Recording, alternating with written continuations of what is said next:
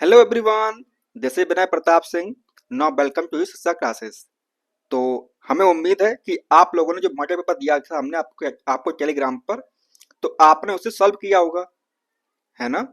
और अपना स्कोर आप इस वीडियो के कमेंट में करके बताएंगे आप। देखिए, तो आज हमारी है कौन सी आपकी 40 नंबर क्लास है।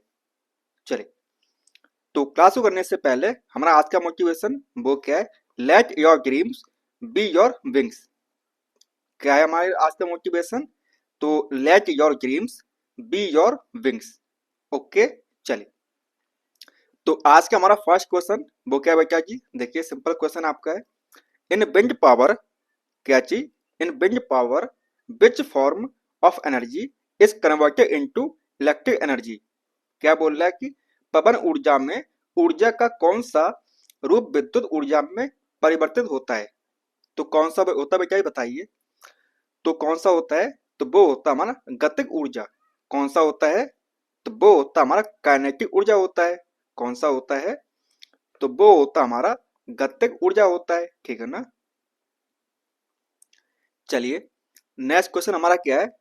सिंपल सा क्वेश्चन आपका, देखिए। Which of the following is a chemical effect of electric current. क्या बोल रहा है कि आपको बताना कि इनमें से आपका केमिकल इफेक्ट कौन सा होगा आपका इलेक्ट्रिक करंट में। निम्न में से कौन सा, यानी कि निम्न में से क्या विद्युत प्रभाव का रासायनिक प्रभाव है?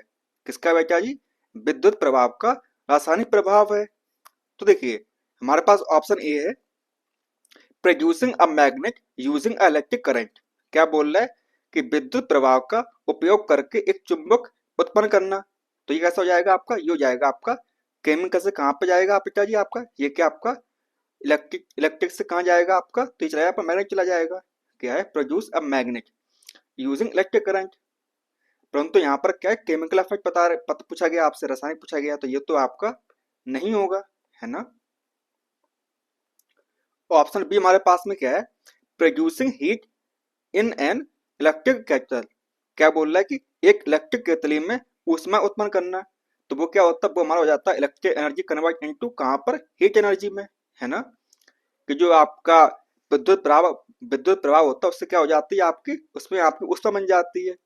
परंतु ये क्या पूछ रहा है? ये पूछ रहा है आपसे केमिकल इफेक्ट, यानी कि आपका रासायनिक प्रभाव पूछ रहा है, तो ये भी हमारा नहीं होगा। क्या नहीं होगा बेटा जी?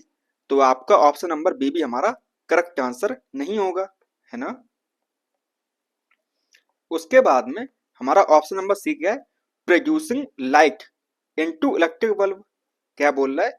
बिजली के बल्ब का उपयोग कर प्रकाश उत्पन्न करना। तो यहाँ पर भी क्या है, यहाँ पर बेटा जी वही है आपका electric energy convert into light energy. कहाँ पे जा रहा है? जो आपकी विद्युत ऊर्जा है उससे क्या बन रहा है आपका? तो उससे आपके बन रही है ऊर्जा, बन रही कौन सी वाली? प्रकाश की ऊर्जा बन रही है हमारी, है ना। क्या बन रही है? प्रकाश की ऊर्जा बन रही है। तो ये भी हमारा नहीं होगा। तो ये भी हमारा ऑप्शन क्या हो जाएगा बेटा जी? तो ये भी हमारा ऑप्शन गलत हो जाएगा। उसके बाद में हमारा ऑप्शन नंबर डी है, production of hydrogen and oxygen by passing current through water. क्या बोल रहा है? जल से धारा प्रभावित करके हाइड्रोजन और ऑक्सीजन का उत्पादन करना। क्या करना? हमने क्या कर दिया, आपने पानी लिया। क्या लिया बेटा? आपने पानी लिया, उसके बाद में उसको क्या कर दिया आपने? बत्ती से कनेक्ट कर दिया। क्या कर दिया आपने? इसको दे दिया आपको इलेक्ट्रिसिटी दे दी। क्या दे दिया आपने? इलेक्ट्रिसिटी, विद्युत दे दिया आपने। क्या दे दिया आपने? विद्युत दे दिया आपने। तो क्या होगा आपका, हाइड्रोजन मॉलिक्यूल्स आपके अलग हो जाएंगे और ऑक्सीजन मॉलिक्यूल्स हमारे अलग हो जाएंगे, है ना। तो ये क्या हमारा, तो ये हमारा क्या हो जाएगा आपका करेक्ट आंसर हो जाएगा। कौन सा हो जाएगा आपका? तो ऑप्शन नंबर बी हमारा करेक्ट आंसर हो जाएगा। चलिए, नेक्स्ट क्वेश्चन हमारा क्या है? सिंपल सा है, देखिए। यहाँ पर दी गई आपको एक रिएक्शन दी हुई है। क्या दी हुई है आपको? यहाँ पर एक आपको अभिक्रिया दी हुई है। तो आपको बताना है कि ये जो अभिक्रिया है वो क्या है। देखिए, कॉपर ऑक्साइड रिएक्ट विद आपका हाइड्रोजन, देन क्या बन रहा है आपका? कॉपर बन रहा है और उसके बाद में आपका वाटर बन रहा है ना। क्या बन रहा है आपका? वाटर बन रहा है, ठीक है ना। तो ये किस प्रकार की रिएक्शन है आपका? क्या ये न्यूट्रलाइजर रिएक्शन आपकी है, यानी कि निष्प्रभावन अभिक्रिया आपकी है? यह आपका रिडक्शन रिएक्शन है, यानी कि अपचय रिएक्शन है?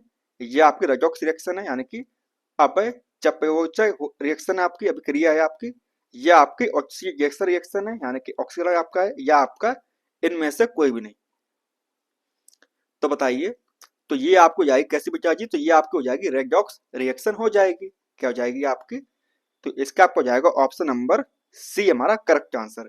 क्या हो जाएगा आपका, आपका ऑप्शन नंबर सी हमारा करेक्ट आंसर हो जाएगा। क्योंकि ये बात आप भी जानते हो, जो रेडॉक्स रिएक्शन होती है उसमें क्या होता है आपका, उसमें हमारा क्या होता है बेटा जी, ऑक्सीडेशन भी होता है। क्या होता है आपका, ऑक्सीडेशन भी होता है, और वहां पर रिडक्शन भी होता है। क्या होता है आपका, ऑक्सीडेशन भी होता है और उसमें आपका रिडक्शन भी होता है। यानी कि दोनों क्रियाएं आपकी होती हैं, जिसकी वजह से क्या होता है आपको, उसको बोलते हैं हम रेडॉक्स रिएक्शन बोलते हैं। क्या बोलते हैं हम, तो उसे हम बोलते हैं आपका रेडॉक्स रिएक्शन बोलते हैं, है ना। जैसे आप देख पा रहे होंगे, आपकी जो रिएक्शन ये वाली है, इसमें क्या हुआ, इसमें हमारा जो कॉपर है वो क्या हुआ, रिड्यूस हुआ है। कॉपर क्या हुआ, कॉपर हमारा रिड्यूस हुआ है। और जो हाइड्रोजन है वो कैसा हुआ है, हाइड्रोजन हमारा ऑक्सीडाइज हुआ है। कॉपर क्या हुआ, कॉपर हमारा यहाँ पर क्या हुआ बेटा जी, तो कॉपर हमारा क्या हुआ बेटा जी, तो कॉपर हमारा रिड्यूस हुआ है। और जो हमारा हाइड्रोजन था वो क्या हुआ, तो वो हमारा हो गया क्या बेटा जी, तो वो हमारा ऑक्सीडाइज हो गया। क्या हो गया, हमारा ऑक्सीडाइज हो गया, ठीक है ना। तो इसलिए इसे बोलते हैं रेडॉक्स रिएक्शन। चलिए आप देखते हैं आपका नेक्स्ट क्वेश्चन क्या है। देखिए क्वेश्चन हमारा क्या है कि what is the chemical formula of dry ice. तो आपको बताना है कि जो ड्राई आइस आपकी होती है, तो उसका केमिकल फॉर्मूला क्या होता है। जो आपकी सूखी बर्फ होती है उसका रासायनिक सूत्र क्या होता है, तो क्या होता है बेटा जी, तो उसका आपको होता है आपका आपका कार्बन डाइऑक्साइड। क्या होता है आपका, जो आपका कार्बन डाइऑक्साइड होता है उसी को हम क्या बोलते हैं, उसी को हम बोलते हैं लिक्विड। आपका क्या बोलते हैं, उसे बोलते हैं हम ड्राई आइस बोलते हैं। क्या बोलते हैं, तो उसे हम बोलते हैं ड्राई आइस बोलते हैं। और इसका इस्तेमाल कहाँ पर होता है, इसका मतलब कि इसका इस्तेमाल कहाँ पर होता है, जैसे आप देख पा रहे हो ये धुआं जो बन रहा है ना, क्या बन रहा है, ये जो धुआं बन रहा है आपके शादियों में जो धुआं बनता है, तो ये किससे बनता है, तो ये बनता है आपका ड्राई आइस डालने से। आपने देखा जो मटके रखे होते हैं उसमें क्या जाते हैं, ड्राई आइस डालते हैं, उसके बाद में उसके ऊपर से गर्म पानी डाल देते हैं, जिससे क्या होता है, ये मतलब फॉग टाइप का बनना शुरू हो जाता है ना। तो ये क्या आपका, तो ये आपका ड्राई आइस है। क्या है बेटा जी, तो ये हमारा ड्राई आइस है आपका। चलिए नेक्स्ट क्वेश्चन हमारा क्या है, देखिए बोसन सोडा किसकी बात हुई है, आपको बताना है। बोसन सोडा जो आपका होता है, क्या होता है बोसन सोडा, उसका केमिकल नेम क्या होता है। तो क्या होता है बेटा बताइए, बोसन सोडा का आपका केमिकल नेम क्या होता है, बताइए कौन बताएगा आपका। तो उसका नेम क्या होता है बेटा जी, तो उसका नेम होता है आपका हाइड्रेटेड सोडियम कार्बोनेट। क्या होता है बेटा जी, तो उसका आपको होता है हाइड्रेटेड सोडियम कार्बोनेट। यानी कि क्या होता है आपका, जैसे आपने देखा होगा क्या होता है आपका, इसका केमिकल नेम क्या होता है, Na2CO3 dot 10 molecules of water. क्या होता है आपका, Na2CO3 सोडियम कार्बोनेट और डॉट 10 मॉलिक्यूल्स ऑफ वाटर आपका, है ना। क्या होता है आपका, तो ये होता है ना। और इसका काम क्या होता है, ये हमारी जो परमानेंट हार्डनेस होती है, क्या होती है बेटा जी, तो जो हमारी परमानेंट हार्डनेस होती है, परमानेंट हार्डनेस जो होती है उससे रिमूव करने के काम में आता है। किसके काम में आता है, तो इससे रिमूव करने के काम में आता है, ठीक है ना। कौन सा आपका, वॉशिंग सोडा, ठीक है ना। और देख लें कैल्शियम कार्बोनेट का, तो इसका फॉर्मूला क्या होता है बताइए, कैल्शियम कार्बोनेट का, तो इसका होता है आपका CaCO3। क्या होता है आपका, तो इसका आपका होता है CaCO3 होता है कैल्शियम कार्बोनेट, है ना। और उसके बाद में यहाँ पे लिखा हुआ है सोडियम क्लोराइड। क्या लिखा हुआ है, तो यहाँ पे लिखा हुआ आपका सोडियम क्लोराइड लिखा हुआ है, यानी कि आपका NaCl लिखा हुआ है ना। और जो बेकिंग सोडा होता है आपका, क्या होता है आपको, जो बेकिंग सोडा होता है उसे क्या बोलते हैं, तो उसे हम बोलते हैं, क्या बोलते हैं उसे हम, तो उसे हम बोलते हैं सोडियम कार्बोनेट। ये क्या हमारा, तो ये हमारा है बेकिंग सोडा हमारा है। क्या है हमारा बेटा जी, तो ये हमारा बेकिंग सोडा है। और इसका केमिकल फॉर्मूला क्या होता है आपका, तो इसका आपका होता है NaHCO3। क्या होता है आपका, तो इसका केमिकल फॉर्मूला आपका होता है NaHCO3 आपका होता है ना। चलिए अब देखते हैं आपका क्वेश्चन नंबर क्या हमारे पास में 36। देखिए क्वेश्चन क्या हमारे पास में, reproductive age in woman women starts when there. क्या बोल रहा है कि महिलाओं में प्रजनन आयु तब शुरू होती है जब उनका गैस होता है। क्या होता है आपका? तो जब उनकी प्यूबर्टी स्टार्ट होती है। क्या होता है आपका?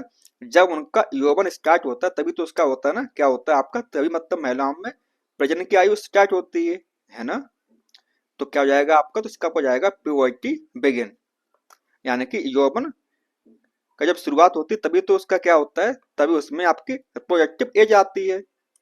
क्या आती है आपके? तभी फीमेल्स में रिप्रोडक्टिव एज आती है आपकी। चलिए नेक्स्ट क्वेश्चन क्या हमारा क्वेश्चन हमारा है magnetic field produced by a current. क्या है बेटा जी? Magnetic field produced by a current carrying conductor और किसी विद्युत धारावाही चालक द्वारा उत्पन्न चुंबकीय क्षेत्र को क्या बोलते हैं, ये आपको बताना है। बताइए क्या बोलते हैं? तो उसे हम क्या बोलते हैं बेटा जी? तो उसे हम बोलते हैं कोसेंट्रिक सर्कल्स। क्या बोलते हैं? तो उसे बोलते हैं हम संकेत धृत वृत्त बोलते हैं। क्या बोलते हैं? तो उसे बोलते हैं हम कॉन्सेंट्रिक सर्कल्स के नाम से जानते हैं। चलिए अब देखते हैं आपका क्वेश्चन नंबर 38। वो क्या है देखिए, which of the following is an non living part of the cell. तो आपको बताना कि इन जो आपका जो सेल होता है उसमें आपका नॉन लिविंग पार्ट कौन सा होता है आपका। निम्नलिखित में से कौन सा कोशिका का एक निर्जीव भाग है। तो कौन सा आपका निर्जीव भाग है बताइए? क्या वह न्यूक्लियस है, यानी कि नाभिक आपका है, या वह सेल वॉल है, क्या है आपकी कोशिका भित्ति आपकी है, या आपका प्रोटोप्लाज्म है यानी कि जीव द्रव्य है, या आपका प्लाज्मा मेम्ब्रेन है यानी कि प्लाज्मा झिल्ली है। तो कौन सा पार्ट आपका नॉन लिविंग पार्ट होता है आपकी कोशिका का? तो वो होता हमारा क्या बेटा जी? तो वो होता हमारा सेल वॉल। क्या होती है जो आपकी कोशिका भित्ति होती है वो क्या हमारा? तो वो हमारी होती है नॉन लिविंग। कैसी होती है? तो वो होती है हमारी निर्जीव होती है। ठीक है ना। चलिए आगे देखते हैं क्वेश्चन नंबर क्या आपका 39। विच of the following match between the element and it's corresponding chemical symbol is incorrect. तो आपको बताना कि इनमें से आपका इनकरेक्ट कौन सा होगा। निम्नलिखित में से कौन सा तत्व उसके संगत रासायनिक प्रतीक के मध्य मिल गलत है। तो यहाँ पे लिखा हुआ कैल्शियम। क्या लिखा हुआ बेटा जी? तो यहाँ पे लिखा हुआ कैल्शियम लिखा हुआ है। तो कैल्शियम क्या होता है आपका? सी होता है। तो वो सही बात है। सोडियम का क्या होता है बेटा जी? तो सोडियम का आपका होता है क्या होता है सोडियम का आपका? तो सोडियम का आपका होता है Na। क्या होता है बेटा जी? तो उसका होता है Na होता है ना। क्या होता है उसका? तो सोडियम का आपका होता है Na, है ना। और जो यहाँ पे लिखा हुआ क्लोरीन लिखा हुआ, क्लोरीन हमारा सही है। एंड एल्यूमिनियम कैसा हमारा? बिल्कुल सही है। परंतु जो हमारा सोडियम है वो क्या हमारा गलत है। तो इसलिए क्या हो जाएगा आपका? ऑप्शन नंबर बी हमारा करेक्ट आंसर हो जाएगा। ठीक है ना। चलिए आगे देखते हैं क्वेश्चन नंबर क्या हमारे पास 40। What is the combining capacity of an element called. क्या बोल रहा है कि किसी तत्व की संयोजन क्षमता क्या कहलाती है? बताइए। मतलब कोई आपका एक एलिमेंट है उसके मतलब साथ में बॉन्ड बनाने की जो कैपेसिटी होती है उसे क्या बोलते हैं?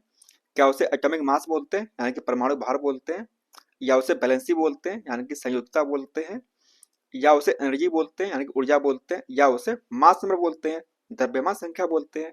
क्या बोलते हैं बच्चा जी? तो उसे बोलते हैं बैलेंसी। कि मतलब कोई भी एलिमेंट आपका है उसके अंदर कितनी कैपेसिटी मतलब कितनी बैलेंसी है अगर पता चल जाएगी आपको तो मतलब वो उतने ही बॉन्ड आपके बनाएगा, है ना। तो उसको बोलते हैं बैलेंसी।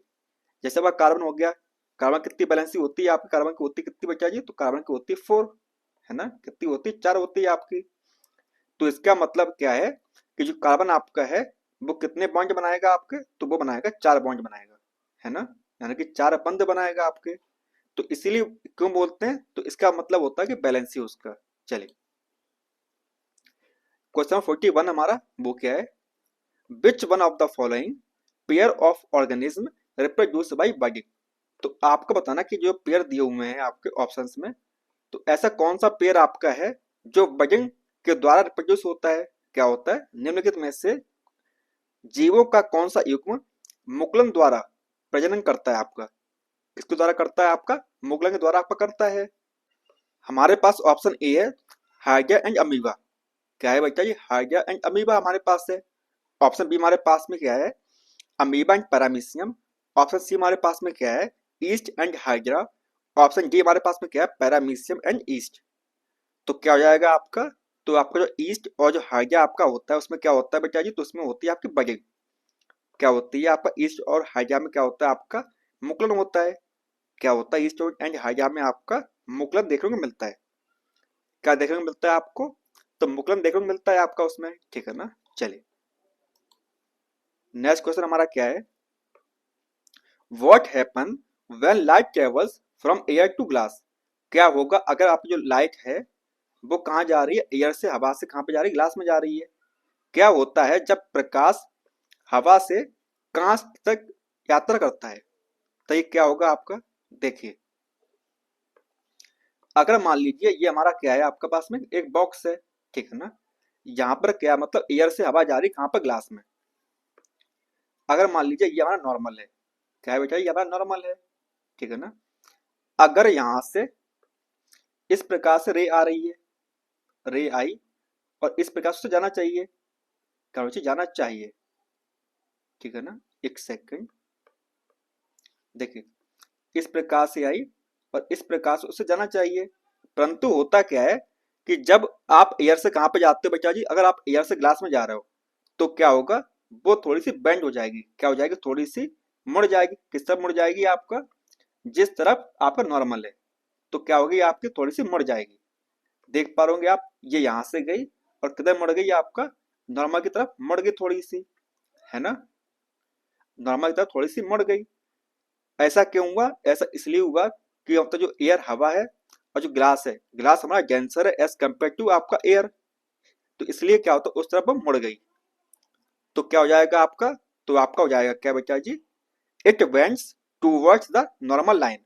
क्या होगा, यह सामा रेखा की ओर झुक जाती है। तो आपका ऑप्शन में जो बी होगा, ये जो होगा क्या हो जाएगा आपका करेक्ट आंसर हो जाएगा। क्या हो जाएगा आपका ऑप्शन नंबर ए हमारा करेक्ट आंसर हो जाएगा, ठीक है ना। यह सामान्य रेखा की ओर क्या होती, झुकती है ये।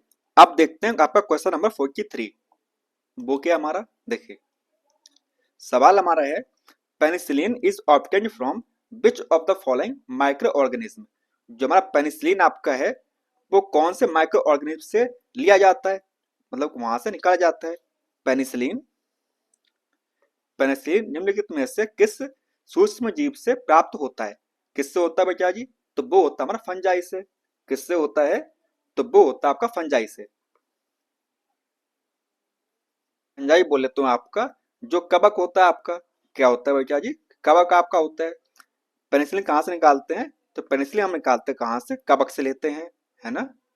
कहाँ से लेते हैं, आपका कवक से लेते हैं। और सबसे पहले किसने डिस्कवर किया था ये चीज, किसे देखी थी आपकी, तो वो देखी थी हमारे आपके अलेक्जेंडर सर ने देखी थी। अलेक्जेंडर, अलेक्जेंडर फ्लेमिंग ने देखी थी आपकी, है ना, फ्लेमिंग ने देखी थी। और कब देखी थी आप इन्होंने, तो उन्होंने देखी थी आपकी 1928 में। कब देखी थी बेटा जी, तो वो देखी थी हमारे 1928 में देखी थी, ठीक है ना।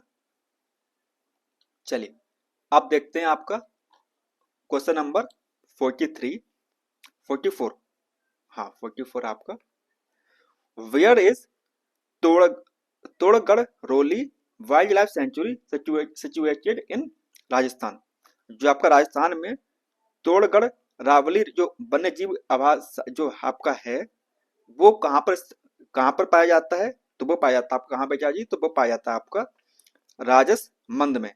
कहाँ पाया जाता है आपका, तो वो पाया जाता है आपका राजसमंद में पाया जाता है आपका। अब देखिए क्वेश्चन नंबर क्या हमारे पास 45 है हमारा। प्रॉब्लम क्या है कि मतलब फीवर आ गया, आ चुका है मतलब, और जो हमारा जो थ्रोट है मतलब वो ब्लॉक हो चुका है, मतलब चोक हो चुका है एक प्रकार से, जिसकी वजह से आपको मतलब मेरी जो आवाज है मतलब काफी अजीब सुनाई पड़ रही होगी। पर कोई बात नहीं, आपके लिए इतना काफी है हमारे लिए।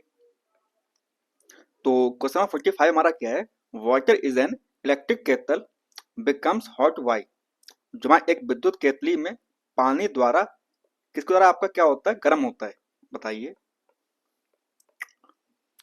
तो उसमें क्या होता है बेटा जी, तो उसमें आपका होता है कन्वेक्शन। क्या होता है आपका तो उसमें होता है आपका कन्वेक्शन होता है, ठीक है ना, यानी कि संवहन होता है उसमें। आगे देखते हैं, क्वेश्चन नंबर हमारा क्या है 46। In a compound the element are always present in definite proportion by. एक यौगिक में तत्व हमेशा गैस के अनुसार निश्चित अनुपात में उपस्थित होते हैं। किसके हिसाब से? तो वो होते हैं बेटा जी आपका मास के हिसाब से, यानी कि जो आपका द्रव्यमान होता है, द्रव्यमान के हिसाब से कैसे होते हैं, उसमें प्रेजेंट होते हैं। तो क्या हो जाएगा आपका? तो इसका हो जाएगा ऑप्शन नंबर ए हमारा करेक्ट आंसर हो जाएगा। क्या हो जाएगा आपका? ऑप्शन नंबर ए हमारा करेक्ट आंसर हो जाएगा। चलिए नेक्स्ट क्वेश्चन हमारा क्या है विच one of the following is the general formula of alkenes. तो एल्कीन का हमारा जनरल फॉर्मूला क्या होगा बताइए। देखिए जो आपका एल्केन होता है, आपका एल्केन होता है, आपका एल्कीन होता है एंड आपका एल्काइन होता है ना। तो दोनों फॉर्मूला कैसे होते हैं बेटा जी? तो एक का आपका होता है एल्केन, क्या होता है? तो इसका होता है आपका CH2N प्लस 2, यही होता है ना आपका। उसके बाद में आपका एल्केन क्या होता है फॉर्मूला आपका? तो एल्केन का आपका होता है CnH2n सॉरी, आपके एल्काइन का क्या होता है आपका? तो उसका होता है CnH2n माइनस 2, ठीक है ना। तो ये क्या आपका, ये आपके एल्काइंस जो आपका मतलब हाइड्रोकार्बन है आपका, उसके जो आपके होते हैं जितने फॉर्मूलास होते हैं वो आपके दिए हुए, ठीक है ना। चलिए तो क्या हो जाएगा आपका? तो इसका आपका हो जाएगा ऑप्शन नंबर बी हमारा करेक्ट आंसर हो जाएगा। क्या हो जाएगा आपका? तो इसका आपका ऑप्शन नंबर बी हमारा करेक्ट आंसर हो जाएगा। चलिए अब देखते हैं question number 48। Which of the following is not a major source of protein. तो आपको बताना है कि इनमें से हमारा एक सोर्स नहीं है आपका, इसका प्रोटीन का आपका सोर्स नहीं है। निम्नलिखित में से कौन सा प्रोटीन का एक प्रमुख स्रोत नहीं है? तो कौन सा नहीं हो सकता बताइए।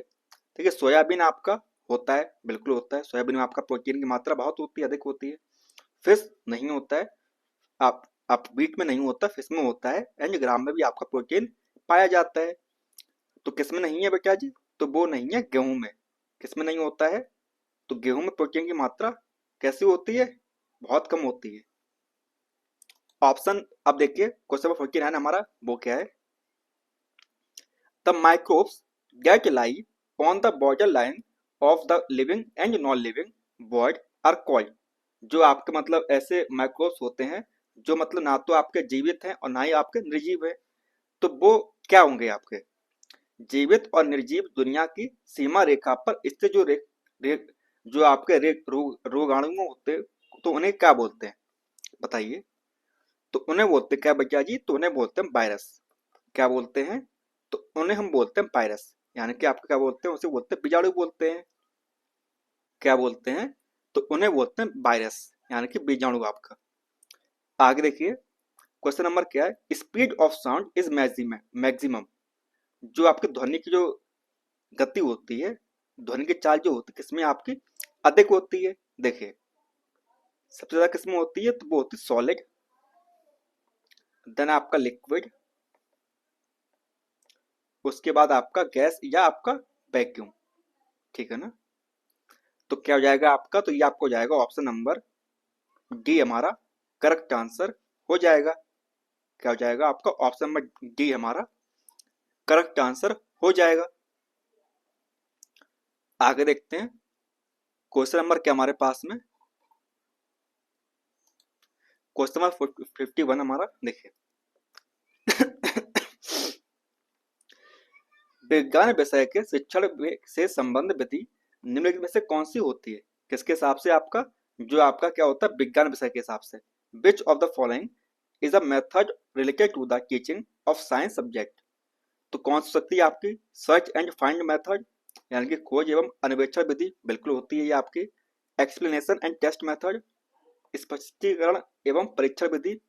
ऑप्शन डी हमारे पास क्या है? Teacher centred and student oriented method, शिक्षण केंद्र और छात्रोन्मुख विधि, तो क्या जाएगा आपका, इसका हो जाएगा ऑप्शन नंबर डी हमारा करेक्ट आंसर हो जाएगा। क्या जाएगा आपका, ऑप्शन नंबर डी हमारा करेक्ट आंसर हो जाएगा। आगे देखते हैं क्वेश्चन नंबर क्या है 52 हमारा।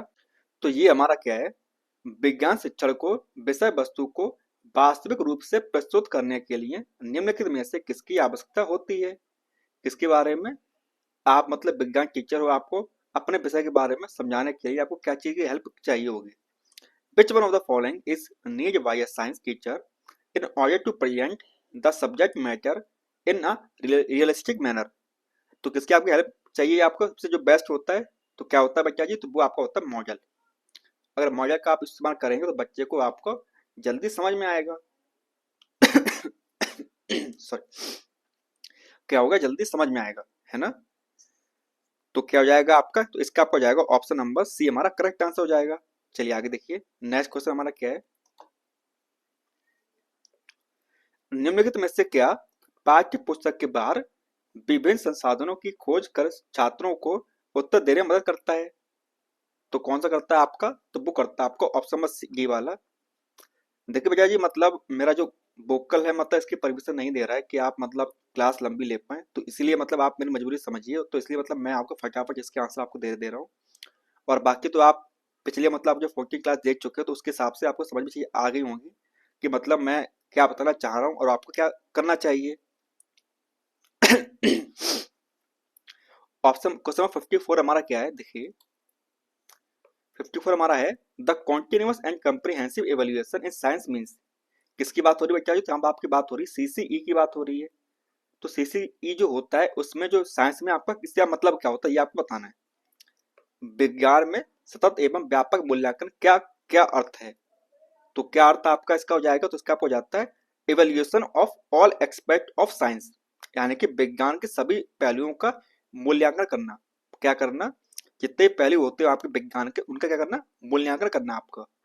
तो क्या हो जाएगा आपका, तो आपका ऑप्शन डी हमारा करेक्ट आंसर हो जाएगा। चलिए अब देखते हैं क्वेश्चन नंबर 55।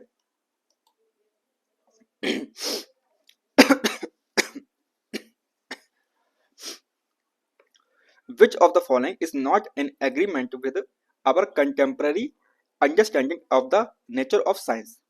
क्या बोल रहा है आपसे, तो ये बोल रहा है आपसे विज्ञान की प्रकृति के विषय में हमारी समकालीन समझ से निम्नलिखित में से कौन सा कथन सहमति नहीं दे करता है।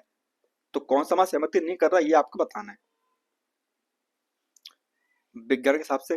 तो कौन सा नहीं कर रहा है बेटा जी, तो जो आपका ऑप्शन नंबर जो सी वाला है वो हमारा नहीं कर रहा, बाकी हमारे जो ऑप्शन हमारे हैं वो कर रहे हैं, ठीक है ना।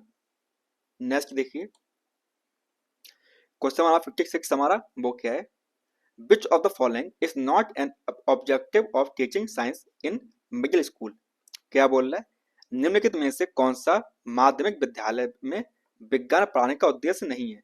किसमें, आपका माध्यमिक में, यानी कि आपका जो जूनियर होता है, जो आपके जूनियर स्कूल्स होते हैं उनमें आपका कौन सा उद्देश्य नहीं हो सकता है आपको पढ़ाने का। तो कौन सा नहीं हो सकता बेटा जी, तो आपको लगता है ऑप्शन नंबर ए हमारा नहीं हो पाएगा, बाकी सारे हमारे कैसे हैं हो जाएंगे। To develop the habits of cleanliness, यानी कि स्वच्छता की आदतों का विकास करना।